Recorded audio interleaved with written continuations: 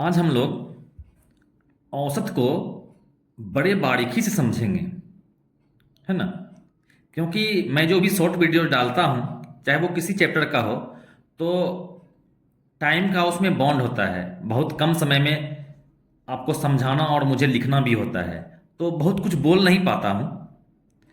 तो अभी जो आपको बताया जाएगा उसको आप लोग अच्छा से समझने का प्रयास करेंगे, और एक एक बात को बताया जाएगा, एक एक बारीकी को बताया जाएगा। देखिए,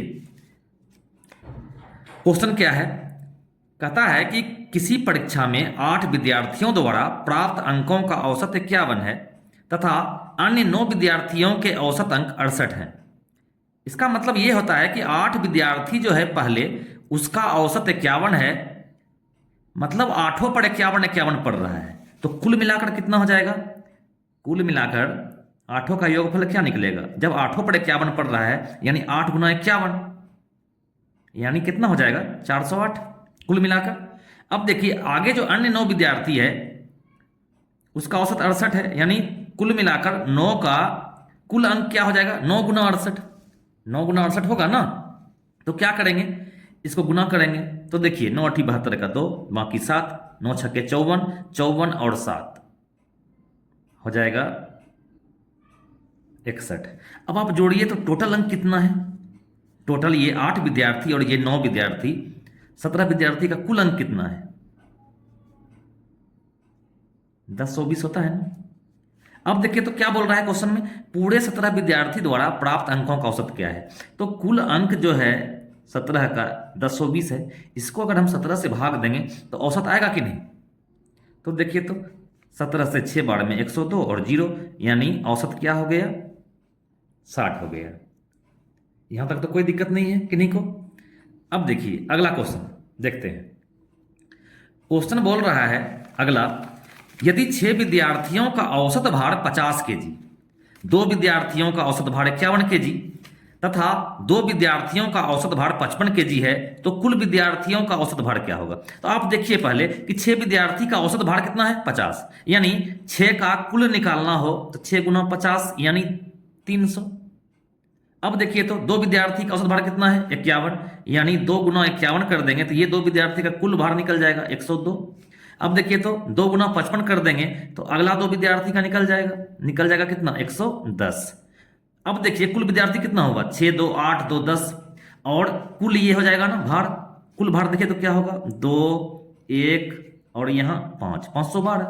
तो हम क्या करेंगे, 512 कुल आया, इसको अगर हम भाग लगा दें, कितना विद्यार्थी है? 10 विद्यार्थी है ना। 6 2 8 2 10, 10 से भाग लगा दें तो औसत कितना आ जाएगा? देखिए तो 51.2 होगा ना। देखिए है ना ऑप्शन में 51.2। कोई भी चैप्टर को आपको बारीकी से पढ़ना पड़ेगा, कोई भी कंपटीशन को फेस करने के लिए। आप सोचेंगे कि आपको मैं बिल्कुल शॉर्ट में बता दूं, बता तो दूंगा, लेकिन वो आपके दिमाग में ज्यादा दिन तक नहीं रह पाएगा। उसको अच्छा से समझिए, जब आप समझ जाएंगे तो खुद आप स्पीड में कर पाएंगे। अब देखिए अगला क्वेश्चन जो है, अगला क्वेश्चन क्या बोलता है? अगला क्वेश्चन है कि कक्षा एक्स के अनुभाग ए के 32 लड़कों के अंकों का औसत कितना है? 60, जबकि कक्षा एक्स के अनुभाग बी के 40 लड़कों का अंकों का औसत कितना है? 33। दोनों अनुभागों को मिलाने पर औसत क्या होगा? अंकों का औसत। देखिए पहले 32 विद्यार्थी है सेक्शन ए में। सेक्शन ए में कितना विद्यार्थी है? 32 विद्यार्थी, और इसका औसत कितना है? 60 है। इसको गुना कर देंगे तो 32 का कुल निकल जाएगा ना अंक। तो देखिए तो कितना होगा? 0 छेदनी 12 का 2, बाकी 1 छेदी 18 1 19, 1920 आ गया। अब देखिए सेक्शन बी में क्या है? 40 छात्र है और औसत कितना पड़ रहा है? 33। तो 33 को 40 से गुना कर देंगे, हो जाएगा ना। तो 0 3 चौके 12,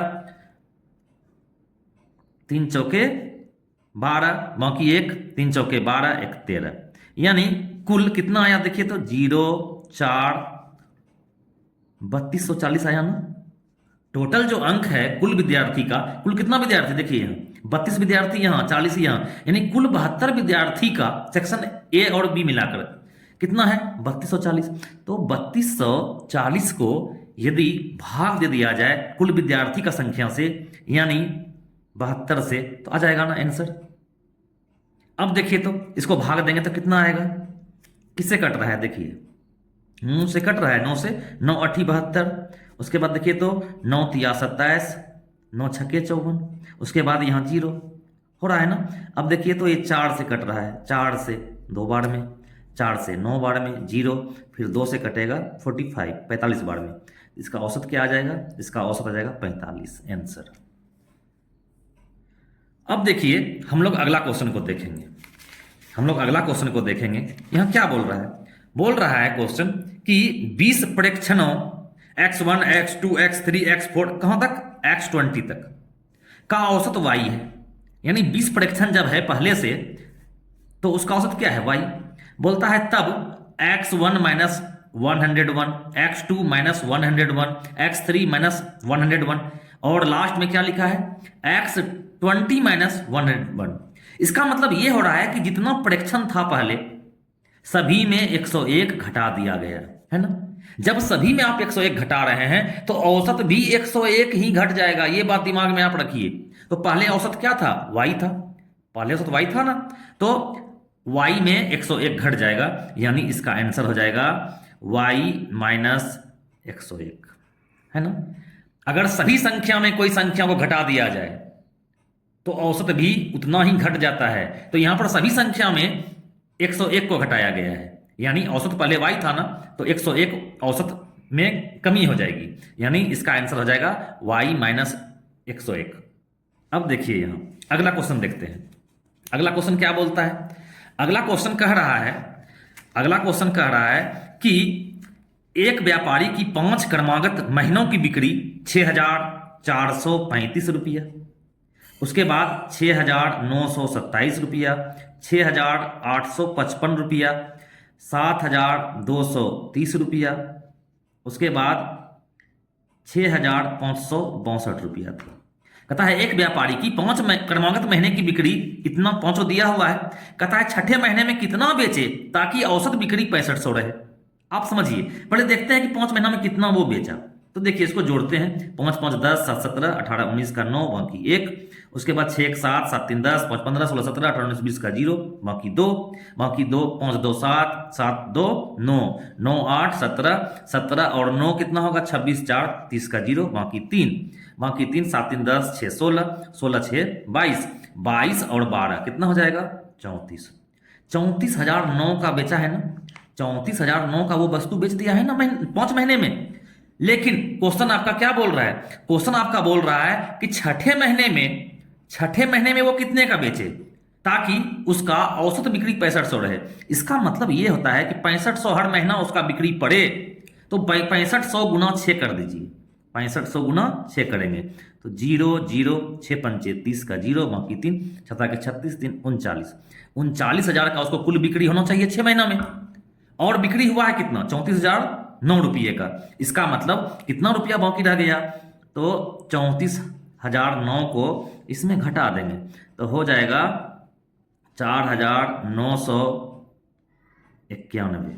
आप जब इसको माइनस करेंगे इसमें, क्योंकि हमको 6 महीने में टोटल इतना बिक्री चाहिए और 5 महीने में इतना बिक्री हुआ है, तो 6 महीने की बिक्री में 5 महीने का बिक्री को घटा देंगे तो छठा महीना का हमको इतना बेचना है, ये आ जाएगा आंसर। तो आप लोग ये देख करके आंसर इस तरीके से बनाएंगे इसको।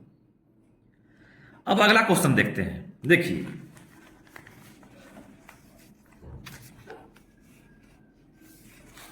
अगला क्वेश्चन यहां दिया गया है, पहले इसको देखेंगे।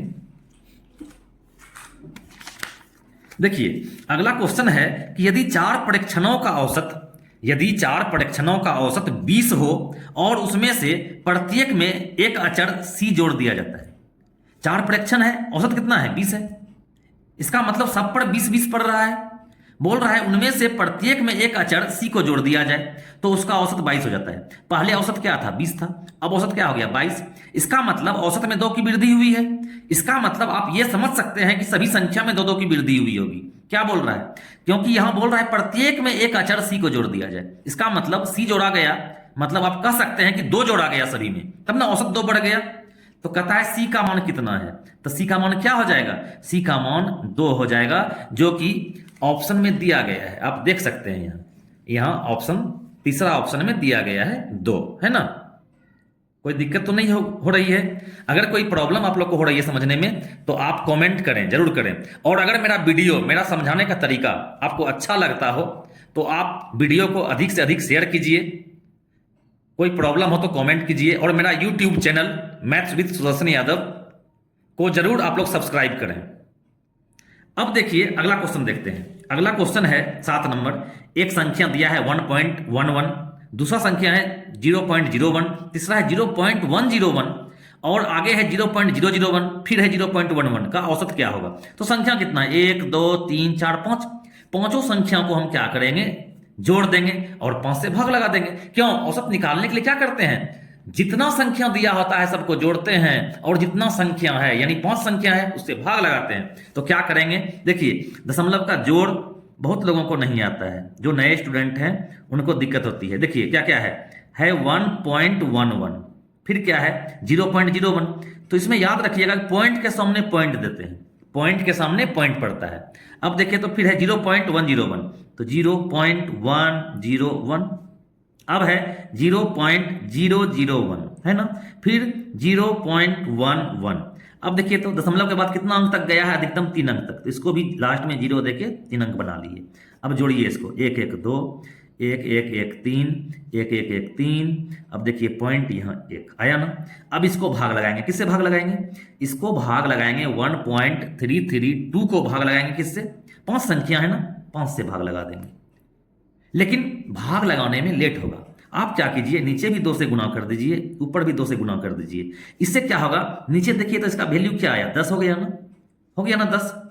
अब देखिए इसको गुना कीजिए आपस में, 2 दूनी 4, 3 दूनी 6, उसके बाद जो है 3 दूनी 6 और 2 एकम 2, इतना आया है ना।